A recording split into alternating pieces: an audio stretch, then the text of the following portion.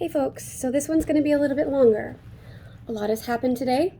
That is why I haven't gotten around to this until 9 o'clock. So I apologize for the late update.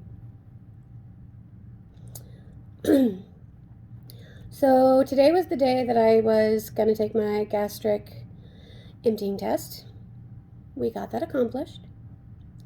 It was a horrible experience. Not the test itself, just everything else was just awful. They sent me down on a transport bed at 9 o'clock-ish.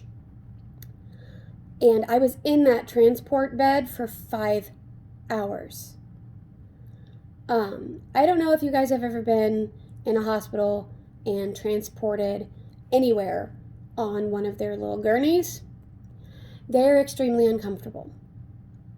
Well, right now my body can't tolerate uncomfortable because of my nerve pain across my chest and the back pain that it causes. So I was in excruciating pain for 5 hours, and there was nothing anybody could do about it because nobody there is qualified to give pain medication. Everybody in the nuclear lab, whatever it was called, is just a technician. They're not a nurse, so they're trained differently. So they are not qualified to give out pain meds. They're only qualified to give out the medication that goes with whatever tests they're giving. So, the eggs and toast were nice because I did get to eat, but the test was bupkis, and being in that room for 5 hours sucked. So I got back upstairs and told my nurses about all the pain that I was in, but we tried to manage without any pain medicine. We just tried to make me more comfortable. But as soon as I got upstairs, my coordinator showed up, and Grandma was there, which was nice to see Grandma. But she and my coordinator and I talked about everything that I need to know about post-transplant stuff. And it's pretty intense, guys. I'm going to have a really tight schedule for a while. I'm not allowed to have visitors that don't live in my household other than my children for at least probably a month. So I'm really sorry that you guys aren't going to be able to see me for even longer, in person anyway, but you'll still be able to see these updates if I keep doing them. I'm not sure if I will.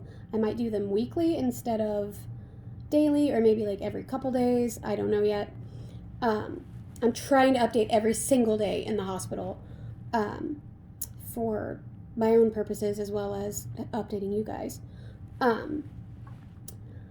So my transplant coordinator came in, then she left. Oh, I forgot to mention, the dietitian and PT came in this morning before my my test. So I was already tired, and then all that happened, and I was in pain, and then we did the coordination stuff. Then the doctor came in. No, then the diabetes specialist came in. So anybody post-transplant is at risk for diabetes because of the medication they're on. And cystic fibrosis patients are at risk for diabetes because their pancreases don't work properly.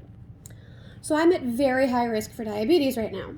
So they're making me check my blood sugar every day, twice a day, for at least 2 weeks. Probably more, because we got more information after she told me that, and then she had to leave and we couldn't finish.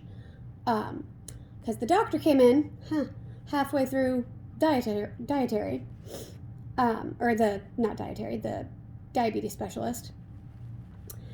And I got some really, if I want to be honest, which I'm trying to be honest with all these videos, it was heartbreaking news. So I have gastroparesis, I don't know how it's pronounced. But basically what that means is my stomach is paralyzed. It's temporary, but it is paralyzed from nerve damage from the surgery. What that means for me is no solid foods for anywhere from 6 weeks to 6 months. And I have to get a GJ tube, which is a feeding tube, put in my stomach. It's a damn sight better than them putting it in my nose, but it is not something I wanted to have at all. So that really sucked. And then to top that off, he told me I'm not able to get a new port, which they have been telling me this entire time that I was going to get a new port. But I guess he's like the head person in charge of that or something, because he was like, no, absolutely not will we put a port in you right now. He said maybe in a few years, but not right now. It is too high of an infection risk, and it's vascular, so like the infection would spread quicker. Which I understand. I understand everything they told me today. I get it. I do.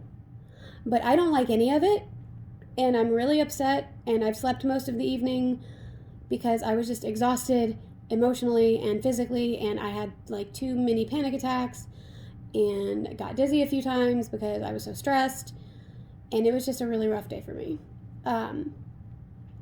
As a coherent person, it's probably the roughest day I've had so far, despite any days that I've been in pain.